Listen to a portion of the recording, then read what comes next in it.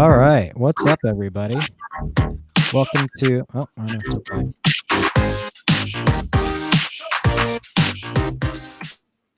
There we go. What's up, everybody? Welcome to the Wednesday Grunie edition of Sound Shop Vlogs. This is the Howard Stern of production vlogs. Just want to do a quick shout out that we are just about to hit 100,000 views total. So that's very exciting for us. So just keep on watching, keep liking, keep subscribing. Today, we're going to talk about getting the most out of your X32, and joining me to my right is Greg St. Germain, below me, Cooper Davis, and diagonally from me, Arno Miller. So what'll be interesting about this is that we all, in some capacity, own an X or M32 product, so we all have some insight on how we get the most out of it. So let's go kind of Cooper. I think you're the only one that hasn't been on the live show yet, so we'll kind of start with you and move around and just say something about yourself. Sure. What's up, everybody? My name's Cooper Davis. I work with Robert and Arno. Just met Greg today. We're new friends. And I've had an X32 for about 5 years. I actually sold it recently to get the M32R. I didn't lose So I'm any the only one money, with an which X was now. which was great. But I think they're a great console for the price point. So we're going to talk a lot about them today. Cool. Arno? Yeah, my name's Arno Miller, front of house engineer and monitor engineer, mostly do some touring work, but also local work with Grunie and Cooper. So get to hang with the guys sometimes. Do also have the M32R Live, I guess the newer one. I think they have different buttons. Or whatever, yeah. So I got one of those things. Do have a decent amount of experience on the X32. Not always my console of choice, but it's definitely the right tool for a lot of these jobs. So, Greg, what do you got? Yeah, so Greg here again. Thanks for having me back. Sounding a lot better today too. Yeah, we could talk about sample rates next week. Yeah, I'm with RDX Productions, a little outside of K, but we do a lot of renting from Grunie and the K guys sometimes. We run an M32R as our main console pretty much every week. We do a show where the house doesn't have a concert. Yeah, when we had a show. And currently it's in a warehouse in New Jersey, so I miss it sometimes. And other times I definitely want to throw it against the wall. But great console. It serves its purpose in the field. And it was a great tool that came out a couple of years ago that really kind of created this whole prosumer industry of audio production, I would say. For sure. And actually, real quick on that note, we just want to send our best thoughts to our friend Angie, who and with her family all have the virus right now. So we just want to send our wishes to her. So X32s, people love them, people hate them. Lots of opinions on them.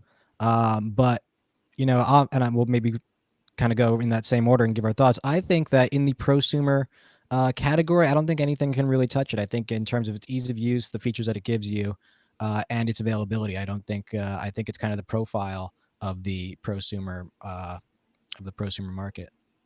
Yeah, in some ways, I'd argue it kind of replaced the profile. I mean, actually, I saw there's a lot of venues I saw, even like on the last Gus tour, where I thought it would be an X32, but they had like a profile or an SC48 there. Yeah, no, you still see them, but I think that some of those like small and mid-sized rooms replaced a profile with an X32. Anyway, that's a separate discussion. But it could do a lot for a little coin. So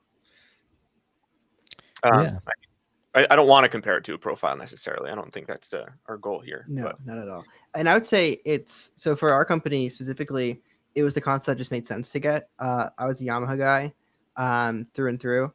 And when it came down to what console are we buying, you kind of had to think big picture, like what are the groups we're dealing with? What are the acts?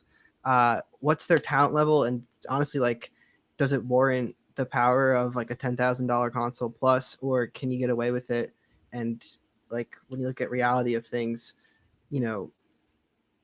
the talent on stage is only going to be so good. So does it make sense to have every feature available to you if it's really not going to improve the end product?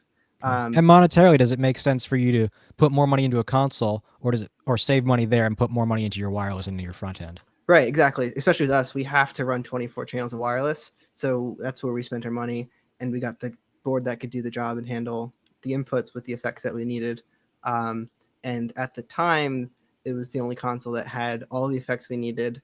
And other engineers that were doing similar work were already using it. So if we ever needed to call someone up or kind of subcontract a show, we could hand off a show file and say, hey, this is what we use, go with it. And you knew what the expectation of the end product would be. So that's why we chose it. And I honestly think also, I think if you talk to, 9 out of 10 guys who own one that have a rental shop, the piece of gear that paid for itself quicker than anything else, made its money back. That's the thing that they always say. It's like, oh, well, the X32, I can send out on any job. It'll do the trick, for probably 90% of the gigs that they have. And considering the price, it pays for itself so quickly. Oh, yeah. So I think that's another thing. And just the ability for it to kind of function as that like cornerstone for a lot of those mid-size companies. Yeah, and it's been out for what? 2012. It hasn't felt like that long, but it's been probably 6 or right. It's 8 over years 10 years. Over 10 years, really? Wow. Yeah, they were in Hasn't felt like that production. long. It was 2010. 2010 is when they started trickling. I think 2012 Okay. was when they I remember started them mass first producing. taking hold in like 2013 or 14. Well, I maybe. know maybe over 10 years ago is when the rumor started. Yeah. Yeah, I got one in 2015. That's when Yeah. Yeah. I think I got mine in, I think mine was 15 too. I should say probably mass release was 2011, 2012. Right. Right, Greg? Yeah, But I- 2012. Yeah, for sure. Kind of like how they're doing the Heritage D right now. It like got Very released last slow, year. Exactly. Yeah, very slow, but you're not seeing them in use yet. Yeah, Right. yeah. So Can't wait to see one of those. yeah, is Mhm. Kay getting one? Sorry, don't want to go off topic.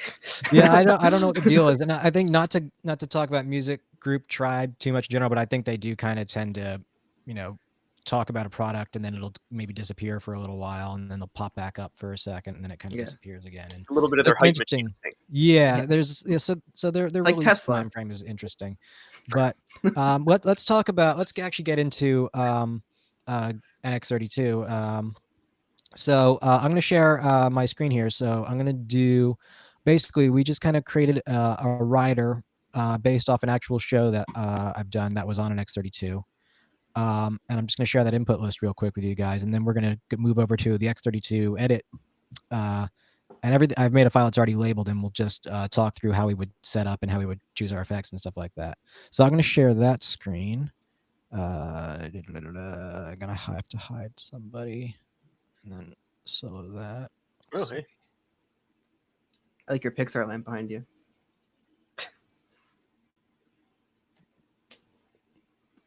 So we have like a basic, I'll get my mouse up here, a basic little input list here. What's on stage is a drummer, a guitar player that's triggering tracks, and our lead singer that is also playing some keys every so often. And then output wise, this is aimed at kind of your average use. We're doing monitors from front of house. So we have 3 stereo ear mixes, a downstage line of wedges, and then a note that the artist wants separate vocal and instrument reverbs because he doesn't want to hear them crossbleed. So, real thing that happened. So, I am going to now. Oh, those are stereo drums. You didn't link them. What's that? Sorry, when I built this, I didn't know they're stereo drums. I thought it was like a K12 with like a 181 underneath it, pointed at the drums. Sorry. So now I'm gonna just get this offline screen going here.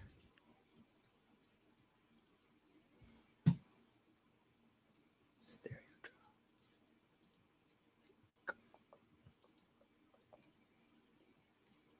All right, there we go. Can you guys still all hear Arno? Because I had to take him out, but I don't know if it's still letting him in, letting you hear him. Okay, I think we're good. So we already labeled this kick, snare, hats, whatever, and then we have the oops, that's not what I wanted. Outputs. I'm not really used to the offline editor, so we haven't really done anything yet. So why don't we let's start with our inputs. We already have these labeled, But Cooper and I were, as you said, I think the first thing that we're going to want to do now that we're doing monitors from front of house is we're going to double patch. Let's just do all 3 of our vocals to 3 separate channels. And that way we can have separate processing from front of house and the in-ears.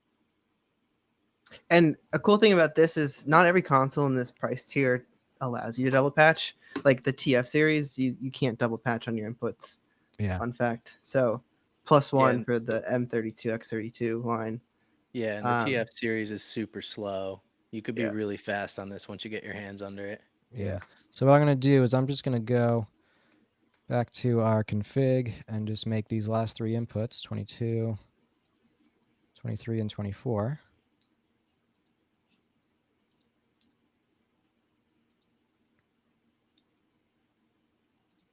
And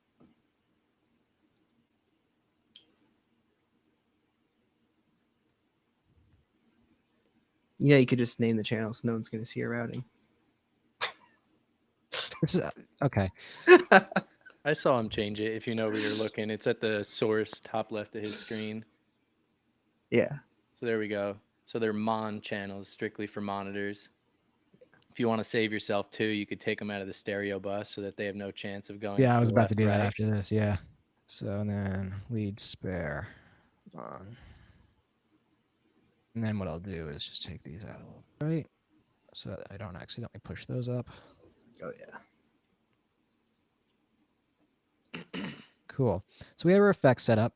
And I was looking the other day, yesterday and today too, and you used to, I'm pretty sure on the offline editor, you used to be able to go in here and choose, like in config, you used to be able to say pre-fader, and it would make all the inputs that go to this pre-fader, or post-fader, or whatever you wanted. And I don't see that on here anymore. You can do it from the sends page as a global button. Right. Okay, I got you. That's interesting. So what we'll do is we'll go to, let's just choose our kick in then. And so we're pre-fader. Okay, so it looks like the only one I want to make pre-fader as well is that one, and that's global. Okay, so it looks like we should be set for that. Cool. So we have our input set up. We have our output set up. Let's take a look at the routing page. So by default, it's going to tell you that you're routed to the local inputs, ins and outs. Oh, this is not showing up on the screen. I just realized it's another tab. Yeah. Yeah, rip. But basically, you would go into your routing tab. I'm going to see if I can share that. No, it's not going to let me. Sorry about that. But you would, if you have a stage rack, you would assign your inputs and outputs to AES, to AES 50. So we'll have to gloss over that then. Let's move on then to effects. What effects do you guys like in the engine? So I have, this is just the default 4 that pop up. What effects engines do you guys like for your different functions? Let's say we have, let's do 3 reverbs and 1 dealer's choice. We'll do a drum. Yeah. He asked in the rider for a separate acoustic verb, so we'll have a separate acoustic verb, vocal verb, and then whatever. So let's talk through. So what effects do you guys like for drums to start? And here's just the list of what we got. I like the gated verb. Personally. You know what? I work for Gus, so I do too. You have a lot of control over it. And when you get a lot of bleed, I just find it really easy to just like dial in. Like, obviously it's, the player's dynamic, but I think it's one of their cleaner reverbs on this board. Full disclosure, I hate every reverb on this console. My go-tos are the Vintage Room and Ambience. Mostly because Vintage Room you have a lot of control over. It sounds super electronic and digital, but it works for the most part. And Ambience just for some space. But for drums, gated reverb is what I usually go to. Oh, yeah. Cooper, what about you? I really like the vintage reverb on drums. That's usually my go-to. Yeah, it sounds really good, but I usually keep it a pretty short time. It's usually between like 0.6 and like 1 second at the most. I would open this up too, by the way, but it's doing this thing where it's in another tab. Yeah, except for like a few times where I'll push it to like 2 seconds. But I really like the vintage reverb. And I do enjoy the ambience plugin, but I use that mostly on guitars with a really short time to just warm them up. Just gives it a little bit of air. Definitely. But that's for drums. I stick with the vintage. I messed with the like 480 like room one that they had. So bad. But yeah, I think all these graphics are 480 inspired. Yeah, it's just not doing what a 480 room sound does. Yeah, except for what is it? This one, which is no, not that one. This one, which is what, a Quantec or something like that. Yeah. But, anyways, yeah, Arno. So what are you liking on drums these days with the X32? I can hear you. I cannot hear Arno. You guys can't hear Arno. Uh-huh. But can the internet hear Arno? Probably not if we can't. Let's see. I might have to Let's see. We'll come back. We'll circle back to Arno because it seems that we may have overstepped our capabilities on this software. All right, we'll kick Grunie. Just kidding. Yeah.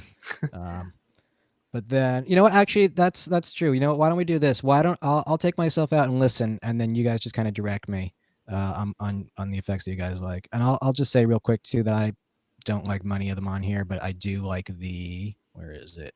Dimensional chorus. Yeah, you're a big chorus fan on this thing. You gotta talk about it. That chorus is cool. I'm gonna take myself out and put Arno in because he has more opinions than me. So I'm gonna take myself out and put Arno's voice in, and you guys just tell me where you want me to go. We'll see you on the other side. Right. Can you guys hear me? Yeah. Yes. Cool. Hi, Arno. Hey, what's up? I'm back. Talking reverbs. I think the Vintage Room, which is I think the one that he has up right now. Yeah, you like that on drums? I would put that on there probably before anything else. Again, I'm with you, Greg. I'm not a fan of any of them. Yeah, I do like the Vintage Room too. You know, it's for what it is, it does fine. And again, nothing that I'm mixing at this point is really that critical. Yeah. So to be honest, sorry. No, I was just saying, to be honest, I think that's my move. Yeah, definitely. I like the Vintage Room a lot. It's really configurable. You could change your early reflection delay time, you know, low cut, high cut, all that stuff. I mean, like we said, it's not the best sounding reverb. And they've always said they were going to put out new effects for this thing, and they never have. Yeah, it might be the best one on this console, though. Yeah. Yeah, no, I think I prefer that pretty much on everything. Drums, vocal. Yeah. Yeah. You know, I like a nice short room on vocal. Yeah. Yeah, exactly. And I'll take this one, I'll shorten it up a little bit, change the room size, and off you go. Yeah, I did. So in my show last winter when we were in PlayStation, if no one's been in PlayStation, it's the driest fucking room. Well, no one will be in PlayStation anymore, but it's the driest room ever to do what we do, which is very like choir style. So the Vintage is definitely what saved me. We had that thing pretty much on its limits in terms of like sounding too artificial and sounding like, oh yeah, there's clearly a lot of reverb going on. Yeah. So it definitely gets the job done. That's definitely a day where I wish I didn't have the X32 M32 line, but it did its job. Didn't I tell you there's a Heritage in? Didn't I say use the Heritage? Yeah, you did. Should have. I'm gonna be juggling me and Arno in and out of here so we can both talk. That's okay, yeah. But that's definitely a great go-to. I need a verb that I can rely on and that you have handles over. The other ones kind of just make noise that kind of sound phasey, more than anything. Yeah, also when you hit these like kind of hard, like there's a fine line of where they sound good. I found that just when they get hit with a lot of level, there's just those artifacts you're talking about just become more apparent. Absolutely. So those are the verbs for the drums, Grunie, right? So yep. So then acoustic guitar, I think maybe just like a little ambience. Yeah, ambience.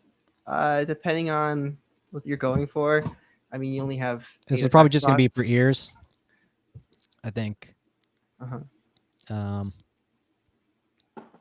So, all right. For front of house, I would typically keep a chorus around. Yeah, no, for sure. So I'm gonna keep this dimensional chorus in number 4, maybe. So we needed the 3 to fulfill his ask. So let's say ambience for that, and then vocals. Which ones do you guys like for vocals? Reverbs, I would stick with either the vintage. The vintage room again. Yeah. 100%. Because you can get enough colorization to separate it from your drums and whatever else you put through your first one. So I would run it as a second reverb. Yeah, separate instance. Yeah. Yeah, so let's do that. Yeah, 'cause especially since he was asking for it to be separate in his ears. Right. So let's do another vintage. I think I got all 4 of us plus the screen on right now. Yeah, So I'm back. Yeah. Nice. So, cool. Technology. Grunie always wins. All right, vintage room. All right, 4th. So for me, and we'll go around maybe counterclockwise again. I always like a chorus, vocals, a little bit of keys, acoustic, whatever. This one's cool because it's based on a unit called the Roland Dimension D, and it's actually a series of delays. And it's haven't you been trying to emulate that for like the last month? I have, and I've given up a little bit. I did get really close with Real ADT from Waves, but I found something else that is making a bigger difference with getting my vocals to cut. So I'm just sticking with doing doubler with an H3000 sound. So anyways, yeah, dimensional chorus for me is going to be my last choice. What about you guys? Do you want to do a chorus, another delay? What's the kind of the general consensus? I would always have a delay. Delay? One for delay? Yeah, I would always have a delay too. Delay? All right. And I think But it really depends on the style of music, in my opinion. What am I mixing? So let's say we have, if we're using this particular show, we're in a gym and it's early 2000s pop. Definitely delay. Definitely delay. Run delay. All right, let's do a delay. Then. All of that. Yeah, filter the hell out of it. All that factor A. Let's see. If you have the rhythm delay, you can even get up to a factor C. Let's try that one. Cool. So those are our effects, and just so everybody knows, we have these 5 through 8 over here. Can we talk a hot second about graphic EQs? Because yes, I think the series graphic EQs are to be avoided at all costs unless you absolutely need them. Personal opinion, I find so many issues with these. Like you engage, you even just toggle it on and off, and you lose just sound. And I find them to be more of a issue than a savior in terms of EQing your PA. I would rather go for outboard gear or just trying to EQ with parametric.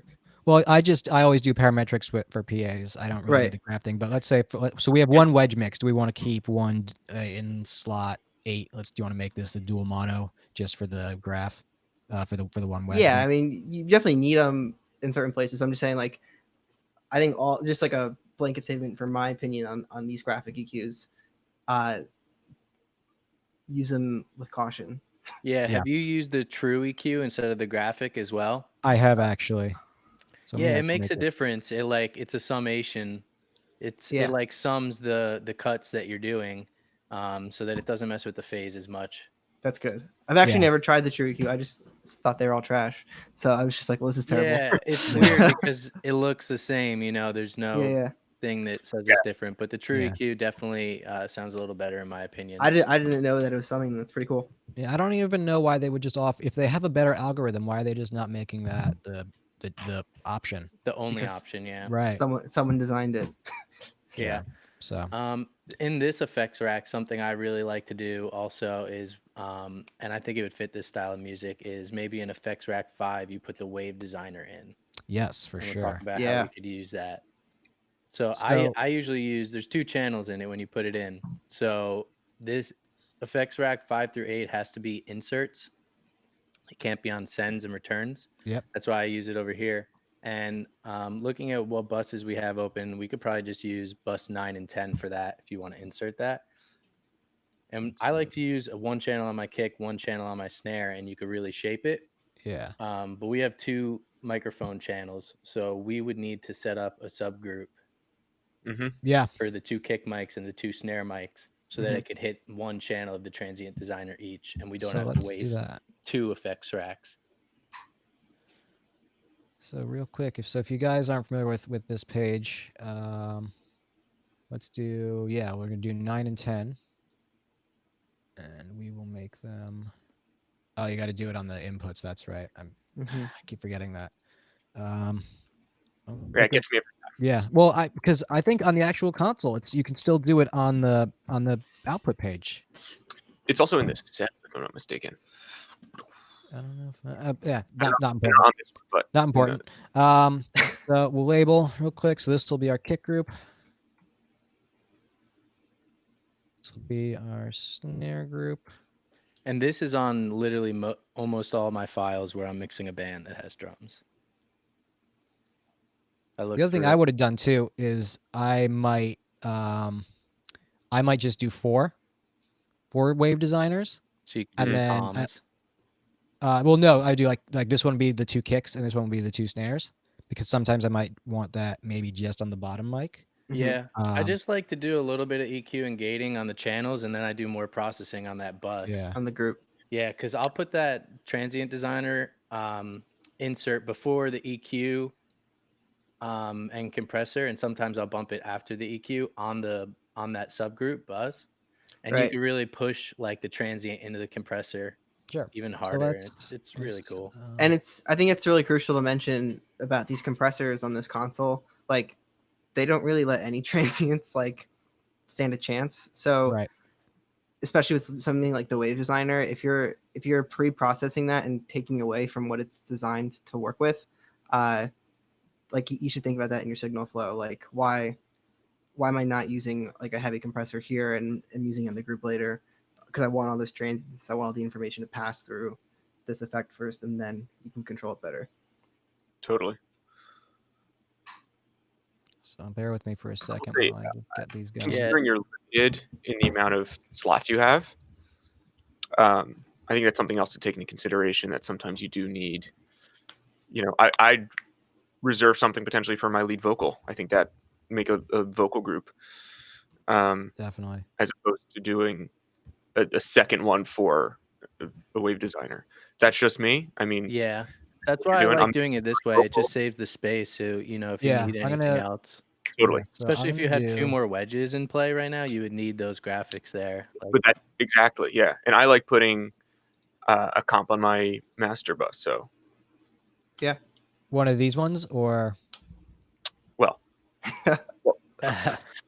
I mean, ideally, no, I think some of the comps on here actually are decent. So I think throwing one of those in there does the trick. But it depends on what you're mixing for, and you can get away without it too. So I think the next thing I'm going to put in here is the de-esser. Yeah, before you go away from this though, let's just kind of explain what you did. Oh yeah, for sure. We need to go back and we need to go to those kick mics. And how I do it is you need to take that out of the stereo bus. Yep. So I've assign done that it to the kick group. Yep. So when it's a subgroup, it's just an on-off button. There's no send level. It's just on or off, and it takes the level from your actual fader level. Now I have a question. Do you ever then send your groups to a DCA instead of the mains? Because I like to still send then the group to a DCA, and then have like a percussion or like a kit like DCA. Yeah. I mean, it'll still go to left right, because the VCA is just going to be a remote control that's just assigned to those. Right. But you can disable the left right in the mix bus still, send it just to DCA, and then just have the master on the DCA. You can do that in this. Yeah, I like to just got you. Have like the group be on the VCA instead of the inputs. Gotcha. Yeah. That's something I wouldn't do. I usually just keep the all my input channels on that DCA, so when I push it up, it's actually hitting the transient designer and compressor harder. That makes sense. Compared to taking the output volume of those up. But if I didn't want to change that, then that would be a great way to do that. Right, because with the DCA, you also get a whole nother like set of processing power for the whole kit and caboodle or whatever that. So the other thing that I might want to do now is with these 2 other buses is we have added some latency to our kick and snare. And since this is a time-based, an instrument, the drums, do we maybe want to make a group for the rest of the drums and so that we're having a similar latency path, or do you guys just want to run these straight through? So I usually run them straight through. Latency has been more in my mind lately, but I know that those wave designers are going to add about a millisecond to 1.2 for me, that's not gonna be a milliseconds huge of deal. latency. It's not going to be the biggest deal. I usually start with them in to make sure it sounds right.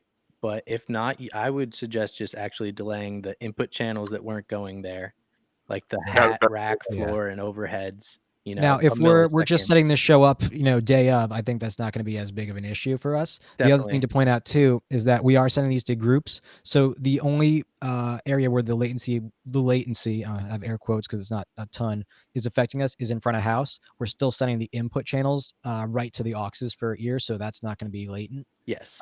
So I'm pretty okay with just sending these right out to left, right from their groups and having the rest be in, and that I'm not too concerned about that. Yeah. In fact, if anything, the delay that you're adding might make it line up with the overheads a little bit better. Maybe. You'll be incrementally closer, possibly. Yeah. Should we talk about flipping the phase on your kick in, kick out, snare, top, bottom? I mean, yeah, sometimes do it. Since we're grouping it. Yeah. Well, so yes, you're sending it to one group. You might as well. All right. So snare bottom usually gets flipped. Sometimes your snare top. You just got to listen. Yeah. We'll just say today everything is right and it's snare bottom that needs it. And, sometimes you might want to delay it a little bit, but whatever. Yeah. I know, Arno, sometimes aren't you into actually for like your kick in and out, just using delay to line them up compared to polarity? A little more Yeah, that's fine-tuned. what I do on my kick. Yeah. I do that too. Snare, I usually just flip it if that's what it needs. Yeah. I have tried messing with delaying snare bottom, or it's really the difference is it's really tough to really make a huge impact with a little bit of delay. But yeah, Good kick for that sure. said, so do you just like engage it and just start dialing it, and are you listening to the low end for that to come? yeah, I usually add? listen to the frequencies that I want to have in there. So I'll listen, and when I feel like they're the beefiest I can get them for kicking, that's where I leave it. Yeah, and you're mostly listening to low end, right? Like for that Yeah, lining everything. up. Yeah, 60 is really like my goal. Mm-hmm. 60 and anything kind of below that. But Yeah. I don't know. Yeah, it everything's situational. So Yeah, definitely. Yeah, a lot of times I used to just, flip the polarity, but I have tried, doing the delay a little bit. I just haven't found it that easy to get right. it takes time. I wish that their delay, I wish it broke down to like the sample unit. You know what I mean? Like how an SD would, yeah. Or Yeah, something. it's very It's aggressive. touchy, when you go Yeah. to 0.1 of a millisecond, it's like, damn, it's in between samples there. And the other thing I want to point out too, that a lot of consoles in this price bracket don't have is, I forget how you get to it on here, but there's also delays on the outputs. Yep. Yeah. Crucial, That's on the actually, routing really, scheme. really great selling point. Yeah. And of course it opens in another window. Can I just make a comment just because I'm seeing this chat come in? Sure. It's bothering me. The SQ series came out 8 years after this console, so it'd be cool if we could stop comparing this to an SQ in the chat because it's not really relevant to the conversation. We love the SQ. Yeah. Don't get me wrong. But I think let's focus on they had years to figure out what people didn't like about the Behringer product, and they took the notes and built a console. So I think just to get the chat back in line with this series, I just wanted a blanket say that. Yeah, thanks. I've been looking at some of these comments. I'm like, I know some people are just trying to start some stuff, and to get me to go off, and we're not going to have that today. So yeah. So sorry to be the angry grandfather or whatever, but it's cool. Topic. It's important. Yeah. So something else I noticed that you have on here, Grunie. Yes. And while we're kind of on the topic of drums before we get too far, is your overheads are linked. Yes. Mm-hmm. Why do you do that? I will play with my placement so that my gain structure is kind of equal. And it makes more sense for me to do it that way. I don't pan them hard left and right. But I kind of want to treat them as one input. And I'll play with my placement to make it that way. Got it. I guess the bigger question is, what are you hoping to capture with your overheads? Because different kits, you sometimes want to back up different parts of it. if you know what I mean. Yeah. So this guy. So again, we're in it. So this gig, we're in a gym. And it's 20 pops. So we're gonna have like a gospel style drummer guy that's hitting a lot of tom fills, really smacking drums. So for me, because there's gonna be a small stage, I'm kind of just wanting the cymbals. Yeah. You're relying on close mics on the toms. Right. No, that's fair. I the only reason I ask is I generally don't link them. But you also do underheads, and you're pretty. I do underhead. Yeah. It depends on the act. I mean, more recently I've been doing underheads. Just the artist I was working with for view reasons, just so you could see the drummer. It was a 3-piece, so they were 3 downstage. Yeah. And just putting a bunch of big mic stands on stage just wasn't the look for them. So I went under. So of course I'm getting more specific cymbals. I had really ride and a crash, so it's totally different. But no, just curiosity, because I've never actually linked overheads either, because I'll dial them in differently depending on what they're grabbing. A ride versus a hat and crash, they feel a little bit different. So my cue usually is a little different, etc. So that was just curious. Yeah. And usually too on other consoles, it'll let you maybe break the gang. And I would usually do that. Maybe the high pass filter will be the same, but I'll then break the gang and EQ a bit differently on the right on the stage right side. Right, like you can link just the faders, but have the effects be different, process be different. Yeah. Yeah, Arno, I tried those underheads, man, and I love how they look, but I can't get them to sound right because I like linking my overheads. I won't keep them hard panned, but I like them to have the gain structure matched, high pass filters matched, and I usually am doing the same EQ because I'm more of like a whole drum set kind of person capture. Right. That. Like I think I really do get a lot of snare tone out of my overheads. Yeah. And especially if you're compressing it too. But I want to make the underheads work because they look great. I really the do. thing that I realized with them is you can't look at them as a drum set mic like you would with an overhead. Yeah, and I found that out real fast. Like I kind of missed that a bit high too. pass up to fucking, Yeah, the way I look at it is it's another close mic, just like I would for everything else.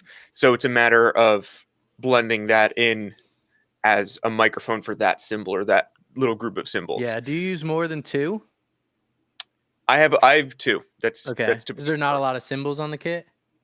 The kit that I used most recently, so it was a single, I want to say it was like an 18-inch, maybe 16-inch crash, and then a 22-inch ride, and he actually had an effect cymbal on that side as well, which was like a 24-inch China with rivets in it. Oh, cool. And so I kind of picked up that, but that thing was stupid loud when he bonked it. Yeah. So I had plenty of that with the ride, but I really kind of made him focus on each one of those individual cymbals. So yes, you don't get an image of the drum set, but if you listen back to the artist's music, it is a lot of close, tight miking. Yeah. So I kind of follow that a little bit. Again, if you're doing a gospel drummer, might not be the move for them because you want to get all that. For sure. You know. Yeah, I need to find a way to make those work because they look great. And I was working with the 3-piece as well, drummers singing as well. So I don't want those big overhead mics, you know? Yeah, just clutter on stage, I always feel like. The way I was doing it, and the way I do it with Gus, is I have Earthworks SR25s, which are pretty small. And because there's only 3 cymbals in the kit plus hats, they are pretty much right over where they need to be. So there's a stage right is a ride and a crash, and then stage left is a crash. So the stage left overhead is is higher than the stage right one is, but it's just right over the crash because that's all I really need out of it. And then that gets comped a bit hard too, so I get some snare. That's when you comp something pretty hard, you're bringing up some tone out of the snare as well with it, and the toms and some stuff because they're pretty dead drums the way they're tuned, so you can just bring some more out of that. Yeah, I really like the concept. I like the concept of underheads. I just haven't made them work with how I run things yet. Yeah. If you watch those Mix U videos too, they're what's his name? Andrew Stone would do, he would do overheads and then unders for each one as well, but he would treat that differently. He was also on an SSL L500, so he's got a lot more inputs than an X32. Yeah, definitely. Cool. Yeah, definitely something to consider. I don't deal with enough drum sets in my work to have many more comments. Now let's see how you though would deal with vocal percussion. I deal with vocal percussionist, which I double the channels. I run the low end through the sub octavizer, whatever it's called in this thing. Hell yeah. To just really fatten it out. Sometimes it's too much, sometimes it's nasty. But let me pull up my show actually. I'm just looking at it. And then from there, there you are.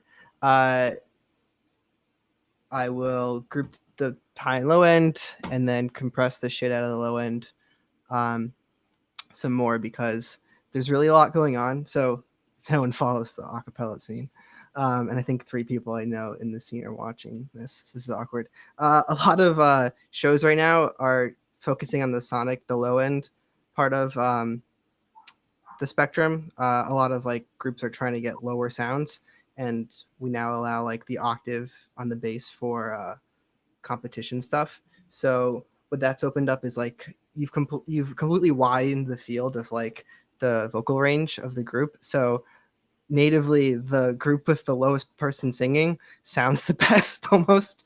At least that's how it's perceived from an audience perspective. So what's happening is a lot of vocal percussionists are like starting to learn how to like do subharmonic stuff in their throats and then they're growling and stuff like that. So that stuff gets really muddy, but it's also coming out at a much lower kind of power level than like their like regular beatboxing. So you kind of have to compensate for that on the low end. So you kind of make the decision up front, like, all right, all the high end stuff that's going to be high plosive and like irregular like boots and cats kind of beats are sonically going to be louder than the lower stuff. So on the low end, we really try to amplify it to get it to an even playing field. It's fun. It's a challenge, and it's you definitely know when it sounds good or doesn't, and it ranges so much from VP to VP, just like based off of their skill. So that's some fun stuff that's going on in the acapella competition world. Cool. So let's move on from overheads because we still have 14 more inputs. Yeah. Do we? SPD obviously we'll link that because that's just going to be left and right. Usually just claps. Tracks obviously that's a left and right. We'll link that. Take that click out of the stereo bus. Absolutely don't want to throw that in there by accident. That would be embarrassing. Unless you want it, you know. Yeah, maybe that'll help the snare. Maybe you'll get fired. Also, make sure that it's muted go into that wedge. It's another thing. Definitely don't want that going into the wedge either. But, all right. So acoustic guitar, electric guitar, synth keys, all that good stuff. MPC is it's like I from the show. It's like he plays it for one song and it's a little percussion pad and it's kind of cheesy. Yeah, it's an MPC. But, yeah, they're badass. Yeah. My 2000 XL sitting back here. Those things are indestructible. What is? Never mind. All right. What? Sorry. I didn't hear what you said. I said they're indestructible. Oh yeah.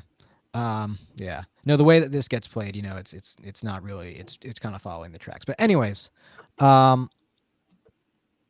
so let's talk now about where we're going to go from here. So we have our inputs laid out. We've done our linking. We've done our processing.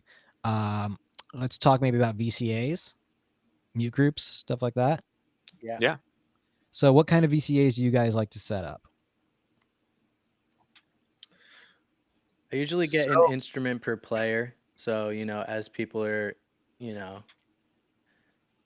so like I would have there's 3 players on stage, right? Drums, guitar. I would have drum set on a DCA, guitar on a DCA, tracks on a DCA, because that's kind of like another player right there. Yeah. By the way, what are like coming through the tracks? Tracks is a bit of everything. So there might be some backing vocals, some keys, some synths. So it's like a full mix of stuff. Yeah.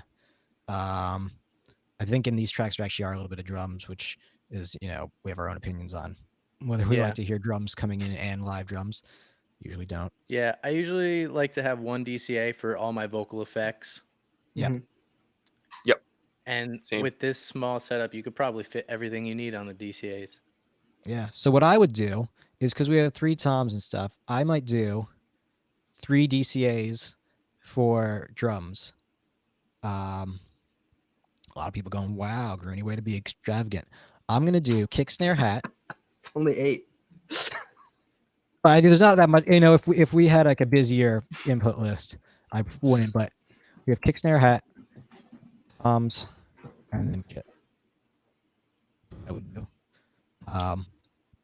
And that's just going to let me kind of control the whole vibe of the kit from 3 faders. Real quick, people are asking in the chat, DCAs versus VCAs. Is there any difference? No, there's not. No, but honestly, and I'm embarrassed. Actually, like a VCA actually has a sound to it because voltage is actually passing through a VCA, voltage controlled amplifier. So there's going to be amplification. There will be sound to that. But a DCA works and does the same function as a VCA would. A DCA is just a math function being applied to faders. And I'm embarrassed. I usually don't call it DCA or control. I usually call it VCAs. I'm a bit ashamed of myself right now, actually. Yeah, I've just been ignoring it. Yeah. So we have kick, snare, hat, toms, kit. What about so what do we want to do next? Maybe guitars will gonna be 1 fader. Should we maybe make a music VCA? That'll be tracks and guitar, because those are probably going to be on the top layer anyways if we needed to get them. Or do you guys want to do separate VCAs for each element? Well, it's only 8, and if you're taking 3 for drums, I think. Yeah, I mean, the way I would look at it is I would definitely do tracks, because especially in an act you don't know, it could be unpredictable. So if you're sitting on your DCA later, I like having those separate. Sometimes I put the SPD with them, like if there's a drum pad, just because that's usually in the same vein. But I would do guitar separately from those if I could. Definitely. And same with, I know there's keys and synth, and I would probably put those together. Yeah. Along with the MPC, maybe the MPC I throw with the tracks as well, if that's kind of the sound. So why don't we do a tracks one, and that'll be the MPC and tracks. And tracks, and maybe because there's also a synth in here, maybe we'll do the synth and keys separate. Is the performer doing the MPC and keys? Yes, but not at the same time. Right. So you could kind of, if you needed the space, but you don't need it in this case. Yeah. I can tell you from having done this show twice that the MPC is only used for the intro of the first song, and it never gets used again. So I wouldn't even need a waste. It. Okay. Gotcha. Yeah. But maybe we'll do keys that includes keys and synth, and then a tracks one, so everything's all together. So let's do it. So we have a tracks one. We'll do keys. I definitely want to do a guitar one, whether that includes acoustic or not, because maybe what we'll do is throw up another aux that has that guitar sent to it and delayed and panned off. Mm-hmm. If you guys are down to do that. Yeah. Definitely want to get that guitar going wide. By the way, my color scheme is weird. I do blue because guitar is my favorite instrument and blue is my favorite color. So I just always associated those two. Logic. I would do green because guitar and green same letter. G and G. I do purple percussion, blue bass. Okay. Purple, pink, whatever. Wish they had brown for bass. Ooh. Yeah. The brown note. When I'm in Pro Tools, it's always brown. That's for your sub matrix. I don't want to start that debate now. So how much are you delaying it? I'm doing like 13 milliseconds to start. Maybe we'll play it a little bit longer. We'll see. And we'll just, for the sake of that, maybe we'll throw that over. Obviously, it's going to be a to taste kind of thing. Sprinkle in as much or as little as you need. Sometimes I've had it set up to do it and said, nope, never mind. So. Just want to go to sends here. What are we delaying? I missed. We're throwing the guitar electric guitar. Pretty much, it's a trick. Grunie, while you're working on it, I'll kind of explain it. It's a trick where you double patch your guitar, especially if you have one solo guitar on stage, essentially one electric. Delay it behind the other one. And you put 2 inputs, you delay, and then you hard pan. It doesn't have to be hard pan, but you pan them out. And so it just gives you a much wider kind of sound without giving you much phase cancellation just because your timing is different. That makes sense. And I find I'm usually between 8 to 14 milliseconds of delay. That's usually where it sits right for me. Yep, that's exactly what I did recently. I actually had 2 mics on one cab, so I just had one mic was delayed a little bit, and then I panned them a little bit, and it actually, I think I was probably around like 10 or 11 milliseconds. So yeah, it usually ends up right around there, but that's probably even cooler than doing it this way because you actually have a different tone because it's a different totally. Yeah, I that's actually pretty like cool. doing it with 2 mics instead of double patching because having it be different tone is cooler. Yeah, I did a ribbon and Oh, nice. a dynamic, and definitely the distinct tones between the two gave a really nice big guitar sound, which I liked. very cool. So I've just realized that it turned on when we made our subgroup. It turned all the inputs on to the subgroup. So I'm just gonna go through and make sure that when we bring up our acoustic guitar, it's not gonna go into the transient designer. That wouldn't be good. No, I think we probably wouldn't like that too much. That'd be awesome. Some players that might Gives be you like looking at. a, I don't know, weird stoner vibe. If any of you guys saw my Instagram live video the other day, the tracks I was working with were this show. Gonna keep the artist kind of anonymous for his own whatever, but so you guys don't hit me up, asking for tracks because people do that now. Yeah. Yo, Grunie, can I get those tracks? Yo, those fat tracks. But anyways, so we've done that. We've made our guitar bus. So let's go back to our VCAs because we kind of got sidetracked. Where were we at with those? So we have guitars now.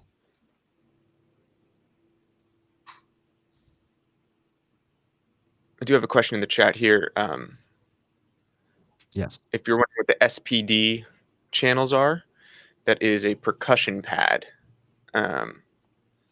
Essentially, the drummers usually have them next to them to play little bits and bobs on there as opposed to on their kit. Or it'll have the drum will have a trigger on it or something. Yeah. Right, or triggers or something like that. Yeah, usually claps and snaps. Those are the most common things I see come out of those. Artists I work with now, does their kick trigger through it? Yeah, I was gonna say I've seen a couple kick triggers through it, but Yeah, that's cool. Do they load their own sample? Yep. Yeah. It's all automated to change per song. Yep. That's very cool, man. I'd like to know how you do that. I can get you in touch with them. Yeah. Maybe we'll do another video on MIDI programming and. The drummer that I am fortunate to work with is pretty much an Ableton whiz. So he programs everything. The band also uses Kempers on stage. So everything is per song, muted, unmuted, changed, vocal effects changed. It's really tuning. It's some hard tuning they do. All changed through the Ableton track via MIDI. So is this the band that I subbed for you with? Yes, that's the band that you subbed for me while I was at a wedding. Okay. Arno, funniest thing. What's that? I'm friends with who used to do sound for that band you're speaking of, Rob. Rob, he used to tour with them. Rob Grudenberg? No, not Rob Grudenberg. I know who you're talking about. I don't know if he ever mixed for them, or I know he was like their TM stage tech or something like that for a while, like their stage manager. Yeah. That's awesome though. Yeah. That's funny. He's also a New Jersey guy. Yeah, I know. Right. Crazy. Yeah, we're hoping after all this is over, we can go back out and take him with us. So yeah. There's a worthwhile question. 137 or AT3035 for overheads? Ooh. Neither for me. Oh yeah, you use your earthworks. All right, if those are our options. Yeah. 137. 137. 137. Yeah. If we can have our pick. Grunie, I know what yours are, I think. But well, I want to hear you guess what mine are. Probably the Mojaves, the 201s. I've never actually used those. People say they're really cool. I'd want to try them. If they pick up too much of the kit, I don't know if I'm that into it, but I see people saying just name drop. The band that I work with currently is called Camden Wells. They actually just released a song today. So they did. So did my guy. So go check it out. So if you guys want to check out 2 songs, check those 2 out. Camden Wells, you can find it on Spotify, YouTube, and all that other fun stuff. So, no, for me, it's going to be the SR25s or KSM32s are going to be my choices. 32s are nice. I've been liking. I have the SA Electronics 4400As, and they're kind of like a similar to a 414, but I find them to be a little less brittle. So I really like those as overheads when I'm doing overheads and not underheads. So very cool. Yeah, I don't really like 414s. I request them sometimes because they get the job done for some of the bands I work for. But I just personally have some Audio-Technica 4041s, and I love how those sound. But I really would like to find something better for overheads. 25s, SR 25s. The back when I used to do bands, the only thing I had access to was 184s. So I like That's what I those. I use used. those all the time with Jazz Yeah. X. Yeah. I just actually want to pop this up real quick. It is not Bon Jovi. the chat. I don't think Bon Jovi has an MPC. Yeah, I have done sound for Bon Jovi. It's just this is not what we're talking about, and it was on an M32. Story for another time. So, all right. So VCAs, we got kind of off track. SM28s for overheads. I am not familiar with those. Oh, SM27s. I have one of them, and I never bought a second. Didn't it break? No, it still works. I just don't use it. Because I have mics I like better. Nothing wrong with it. Just Anyway, so let's do VCA. So we're running out pretty quickly. I'm thinking that maybe I don't want to do a keys VCA, because I would like to do a band VCA and vocal. So on a VCA. I think maybe I'm gonna get rid of my kick snare hat. I was about to say we overdo it a little bit on drums, maybe. I'm just gonna do toms and kit.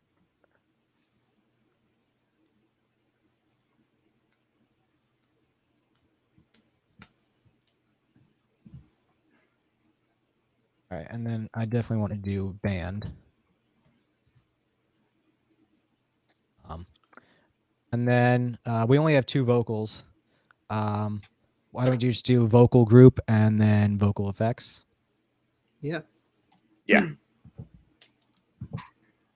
Yeah, I like having the vocal effects on a single, fader right there, quickly to mute, or if you just really want to push them or pull them for a section. Yep.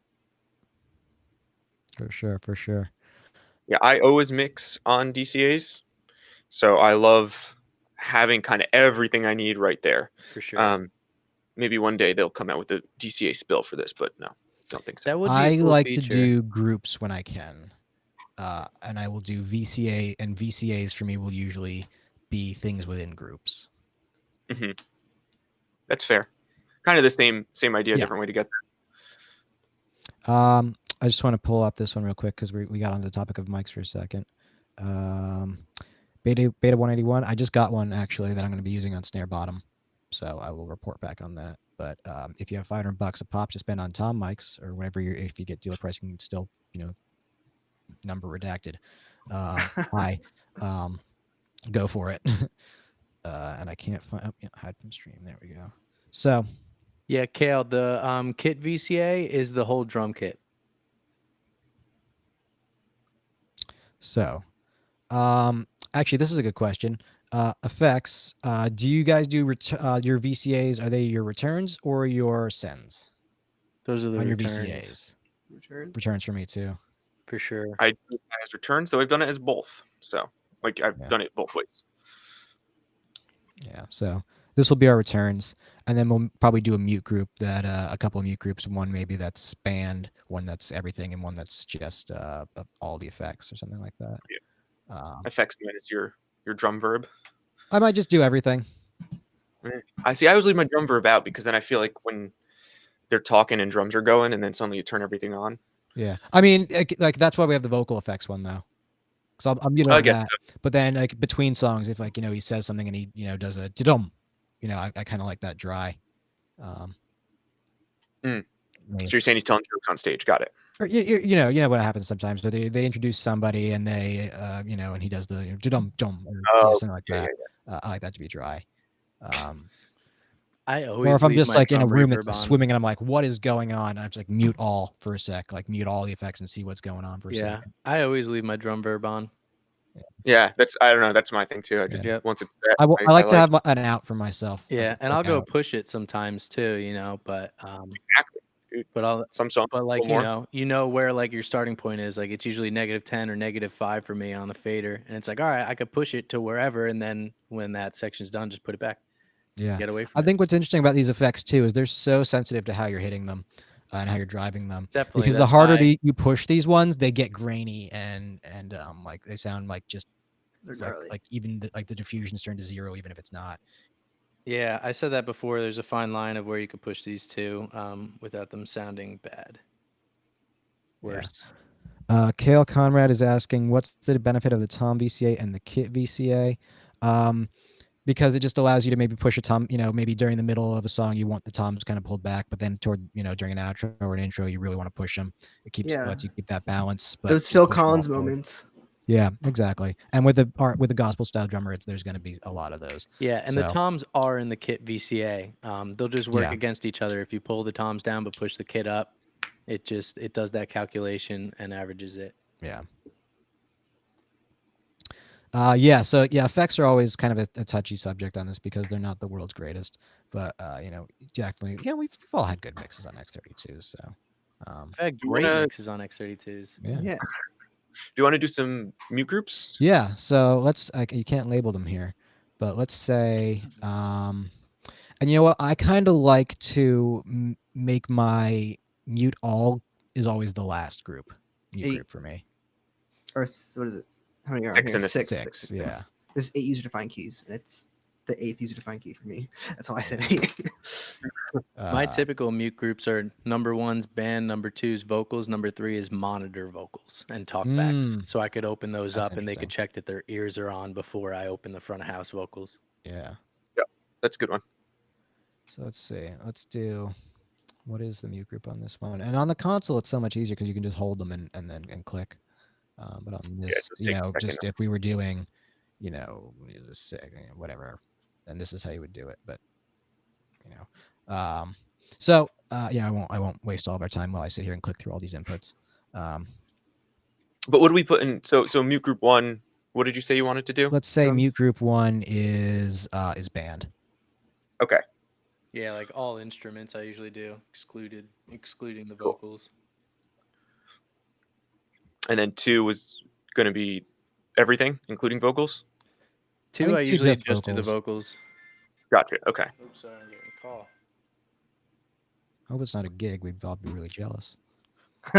Man, I wish. Someone asked the difference between a rhythm delay and a stereo delay.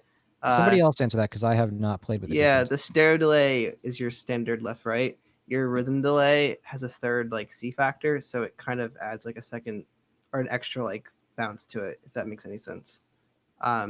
It's kind of like a 3/4 It has a feeling. third tap, delay tap. Yeah, it's kind of like a swing, I would say, like a 3/4 rhythm. It adds a little extra note in there. Yeah. I guess is the best. Yeah, so there's the 3-tap delay, and that has 2 tap points. So it has the original signal coming in, and then 2 delay tap points that could be different factors. It could be 1-to-1, so whatever you tap in is 1 echo, or it could be half of that, or it could be 3/4 of that. And then the second tap could be different. Once you add rhythm delay, it just gives you 1 more tap point than the 3-tap, and a stereo is just stereo standard delay. Right. I like the 3-tap. That's my go-to. Same. Yeah, if I'm doing delay. You can make some really cool dub delays with those factors too. Like 4/3 against 1/2. Just really bounces. Oh yeah, okay. Interesting. I had to try to visualize what you were saying. Yeah. I just opened your 2 factors. So instead of just 1-to-1, so one delay is doing half of your tempo, and then the other one's doing 4/3 of your tempo. So a little quicker. Yep. Cool. That's interesting. Try that. Yeah, I'll have to dig mine out and try it just for that. So let's maybe talk about channel processing. No, unfrozen. Cool. So there's some interesting options on here. So for me, what I will always do immediately on my drums is this one I think I changed already, but I will never want my hold at 502 milliseconds. I'm always just gonna, for a kick, I'm gonna be around here.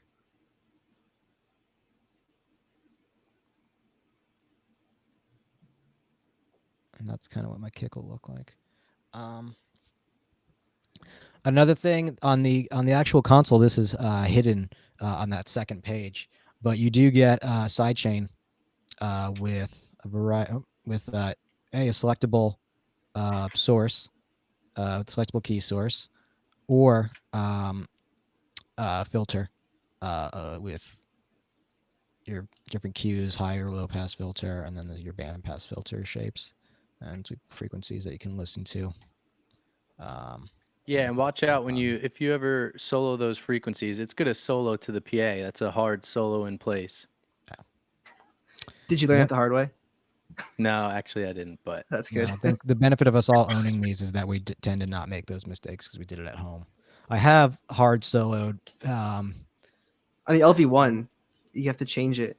Yeah, no, I did do that one time and I killed the house music for a second. Yeah, you left it in solo in place. Yeah. Gotta put that back on cue. Yeah, I forgot to that enter thing. mind check. And having that was such a cool feature. Yeah, that is a really cool feature. Especially like tricky you could do vocals. that with your DCAs if you got them set up. You know, right. When I did some live virtual sound check, I would do that. Solo up your drum VCA. Yeah.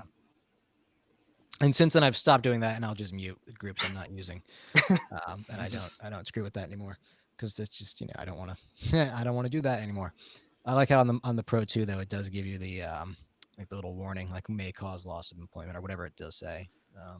That might be on Snapshot Recall, but it used to say. Oh, is it really? It's been a while, but yeah, on the Pro 2, like remember if you do hold the solo in place button, there's a little message that pops up about it. But so, Rob, in the chat, someone missed what we were saying about the mute group. So, the first mute group we have the whole band assigned to. The second mute group we have the vocals assigned to. Correct? Yep. And then we were using the third. My idea was to have all the monitor channels. Mm-hmm. Yeah. So like the duplicated vocal channels that are strictly for monitors is on mute group 3. Yeah.